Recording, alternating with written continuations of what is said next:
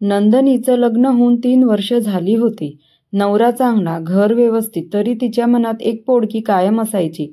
दिवसभर काम करत असताना किंवा एकटी बसताना तिच्या मनात एक प्रश्न नेहमी असायचा, मी खरंच माझ्या मनासारखं जगते का? असंच एक दिवस अचानक तिच्या मोबाईलवर जुन्या फ्रेंडचा मेसेज आला, अनिकेतचा. हॅलो नंदनी, किती दिवस झाले तुला पाहून, अजूनही तसंच हसतेस का? तो मेसेज वाचून तिच्या चेहऱ्यावर आपसुकच हसू आलं. हसणं विसरले नाही मी, पण दाखवायला वेळ मिळत नाही, एवढंच तिने लिहिलं. त्यांच्या गप्पा पुन्हा रंगू लागल्या. कॉलेजच्या आठवणी, एकत्र असलेल्या मस्तीची गोष्ट आणि हळूहळू वर्तमानातल्या गोष्टी. अनिकेत बोलताना नेहमी काळजी घेणाऱ्या स्वरात बोलायचा. तुला कधी थकल्यासारखं वाटतं का ग? म्हणजे कुणी तुझं ऐकावं असं. नंदनीच्या मनात हे प्रश्न भिडले, कारण तेच तर तिला हवं होतं, कुणीतरी तिचं ऐकणारं. रोज रात्री जेवण आटपून नवरा झोपल्यावर ती खिडकीत बसून मोबाईल हातात धरायची. अनिकेतशी गप्पा सुरू झाल्या की वेळ कसा निघून जायचा कळायचंच नाही. एकदा तिने त्याला फोटो पाठवला, साधाच घरातला.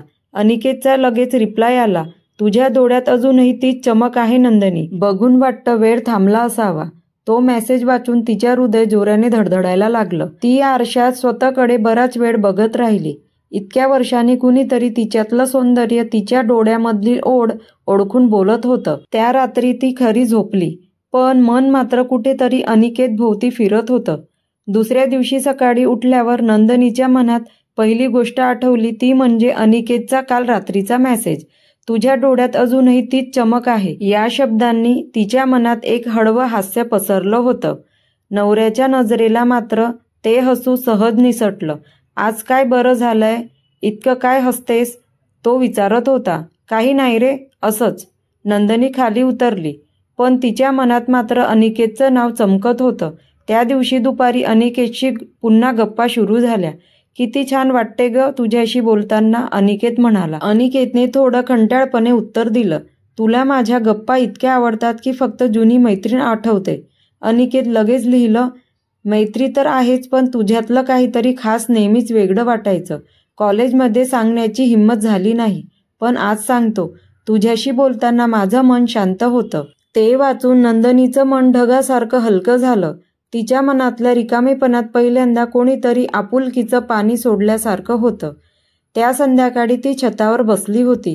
वाऱ्याची झुळूक, आकाशात संट उजळणारे तारे आणि हातात मोबाईल.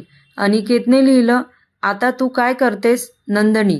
छतावर बसलीये, वारा लागतोय. मन शांत झालंय अनिकेत. तेव्हा तो म्हणाला, माझ्यासोबत बसली असती तर अजून शांत झालं असतं. तो मेसेज वाचून नंदनीचं हृदय थोडंसं थरथरलं. तिला जणू तिच्या उपस्थितीची जाणीव झाली. डोळे मिटले आणि तिला खरंच जाणवलं, जणू अनिकेत तिच्या शेजारी बसलाय. वाऱ्याच्या झुळकीत त्याचा आवाज मिसळतोय. क्षणभरात तिच्या गालावर उष्णता पसरली.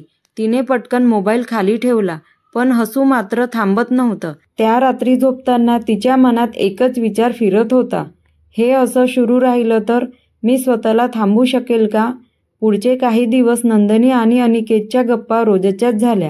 दिवसाला थोडासा मेसेज, पण रात्री मात्र तासनतास. तिच्या मनातलं रिकामेपण आता हळूहळू भरू लागलं होतं. एकदा अनिकेत म्हणाला, नंदनी तुला माहितीये, तू हसलीस की माझा दिवस उजळतो. तो मेसेज वाचून नंदनी थोड्या वेळ शांत झाली. असं बोलतोस का रे? मी काही खास नाही. तू खास आहे ग. कॉलेजमध्येही तुझं हसू पाहिलं की मी सगळं विसरायचो, आणि आजही तेच होतंय. त्या रात्री नंदनीने आरशात बराच वेळ स्वतःकडे बघितलं. खरंच तिचं हसणं एवढं सुंदर आहे का? तिच्या मनात उबदार लहर उठली. एकदा गप्पा रंगल्या असताना अनिकेत म्हणाला, किती छान होईल माहितीये, आपण दोघं पुन्हा एखाद्या संध्याकाळी भेटलो तर. जुन्या कॅफेत जिथे आपण पहिल्यांदा कॉफी प्यायलो होतो. नंदनीच्या डोळ्यासमोर कॉलेजच्या आठवणी उमटल्या. ती संध्याकाळ, तो कॅफे, ते बोलणं, सगळं जिवंत झालं. माहितीये अनिकेत, त्या दिवशी मी खूप हसत होते आणि मनात कुठेतरी वाटत होतं की हा मुलगा वेगळा आहे. अनिकेतने पटकन लिहिलं, आणि माझ्या मनातही तेव्हाच काहीतरी उमटलं होतं, जे आज पुन्हा जिवंत झालंय. नंदनीचे हात थरथर कापू लागले. मोबाईलवरचे शब्द तिच्या हृदयात उतरू लागले. त्या रात्री झोपताना तिला असं वाटलं, हे नातं फक्त गप्पा पुरतंच नाहीये, त्याच्या पलीकडे काहीतरी खोल आहे. आता प्रत्येक क्षण तिच्या मनात नवीन धडधड निर्माण करत होता. कित्येक दिवसांच्या गप्पानंतर शेवटी तो दिवस ठरला. अनिकेत म्हणाला, नंदनी, उद्या दुपारी आपण भेटूया का? जुना कॅफे आठवतं ना तुला? नंदनीचं हृदय जोरात धडधडू लागलं. भेटायचं? खरंच भेटायचं का मी? पण जर गेलं तर कसं होईल? मनात हजारो प्रश्न, पण आतल्या आत होकार देऊन बसली. ठीक आहे, मी येते, तिने हळूच लिहिलं. दुसऱ्या दिवशी ती कॅफेत पोचली. साधा सलवार घातला होता, केस मोकळे ठेवले आणि चेहऱ्यावर थोडं हसू. आत शिरताना तिचे डोळे वारंवार मोबाईलवर पडत होते. अनिकेत आधीच तिथे बसला होता. तिने त्याला पाहिलं आणि क्षणभर थांबली. तोही तिला पाहून उठला. त्यांच्या नजरा भिडल्या आणि त्या क्षणी जणू वेळ थांबला. किती बदललीस ग? पण हसू तसंच आहे, अनिकेत म्हणाला. नंदनीच्या चेहऱ्यावर हसू उमटलं. आणि तू पण फारसा बदललेला नाहीस, फक्त आता जास्त गंभीर दिसतोस. दोघं बसले, कॉफी मागवली. साध्या गप्पा सुरू झाल्या. जुन्या आठवणी, मित्रमंडळी, कॉलेजच्या गोष्टी. पण त्या गप्पांच्या मागे एक वेगळी शांतता होती. दोघांच्या नजरा पुन्हा पुन्हा भेटायच्या आणि दोघे पटकन नजरा वळवायचे. कॉफीच्या कपातून नंदनीने हळूच एक घोट घेतला.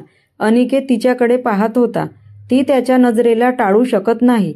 काय बघतोस असं? तिने लाजून विचारलं. अनिकेत हलक्या आवाजात म्हणाला, तुला जवळ बसून पाहावं असं किती दिवसाचं स्वप्न होतं. आज ते खरं झालंय.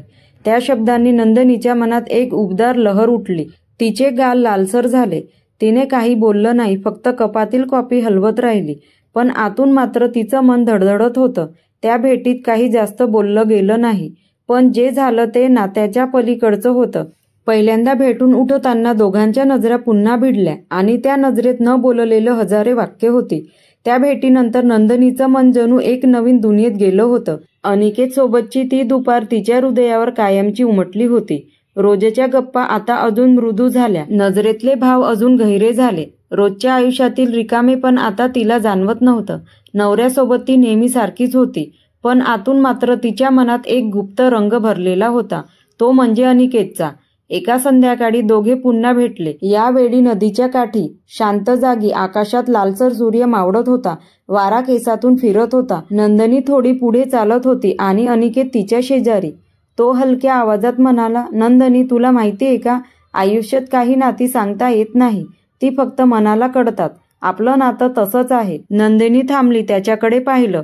तिच्या डोळ्यात पाणी होतं, पण त्या पाण्यामध्ये ओलसर हसू दडलेलं होतं. हो अनिकेत, कधी कधी मनाला जे हवं असतं ते आयुष्याच्या चौकटीत बसत नाही, पण तरी ते मनाला जपावंसं वाटतं. क्षणभर दोघे शांत राहिले. मग अनिकेतने तिचा हात अलगद धरला. तिने हात मागे घेतला नाही. सूर्य मावळताना त्यांच्या सावल्या लांब पसरल्या होत्या आणि त्या सावल्यात जणू त्यांचं एक वेगळंच जग तयार झालं. त्या क्षणी नंदनीच्या मनात एकच जाणवलं, हे नातं कदाचित कुणालाही माहिती होणार नाही, कधी व्यक्तही करता येणार नाही, पण हे नातं माझ्यासाठी एक गुप्त आनंद आहे, जो माझ्या मनात कायम राहील. नदीकाठचा वारा, मावळणारा सूर्य, हातामधला हात आणि शांततेत उमटणारे भाव, हाच त्यांच्या प्रेमाला रोमॅन्टिक शेवट ठरला. स्टोरी आवडली असेल तर कॅप्चर रोमॅन्टिक स्टोरी या यूट्यूब चॅनलला लाईक आणि सबस्क्राईब करा. धन्यवाद.